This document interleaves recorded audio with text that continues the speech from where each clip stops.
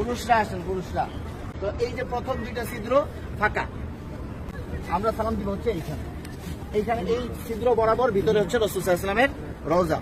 এই জায়গায় সালাম দিব, দেখবেন যে এরকম যেই ছিদ্রটা, এইটার সাথে কিন্তু কোনোটার মিল নাই, ঠিক আছে? এই বরাবর নবীজিকে সালাম দিতে হবে। রাসূল সাল্লাল্লাহু আলাইহি ওয়াসাল্লাম এখানে জীবন্ত অবস্থায় শুয়ে আছেন, ডান কাত হইয়া, নবীজির মাথা এদিকে, পা হচ্ছে এদিকে, ঠিক আছে? রাসূল শুয়ে আছেন, উম্মতের সালাম গ্রহণ করতেছেন, হ্যাঁ, সরাসরি সালাম গ্রহণ করতেছেন। তারপরে এখানে আবু বকর রাদিয়াল্লাহু আনহুর কবর। নবীজিকে কিভাবে সালাম দিব? আসসালাতু আসসালামু আলাইকা ইয়া রাসূলুল্লাহ, আসসালাতু আসসালামু আলাইকা ইয়া হাবিবাল্লাহ। যতটুকু বেশি আমরা পারি বলার চেষ্টা করব। সালাম দেওয়ার সবচেয়ে সুন্দর সময় হচ্ছে রাত্রে 10:30টার পর থেকে নিয়ে রাত্রে 1টা-2টা পর্যন্ত ফাঁকা থাকে, ভিড় থাকে না। আর দিনের বেলা সকাল 7টা থেকে নিয়ে একেবারে জোহর পর্যন্ত কি ফাঁকা থাকে, ফাঁকা। যত বেশি পারেন নবীজিকে সালাম দিবেন।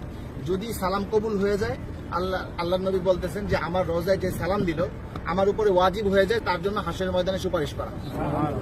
আমার সালামটা যদি গ্রহণ করেন নবীজি, তাহলে আমাদের এটা নাজাতের উসিলা হয়ে যেতে পারে।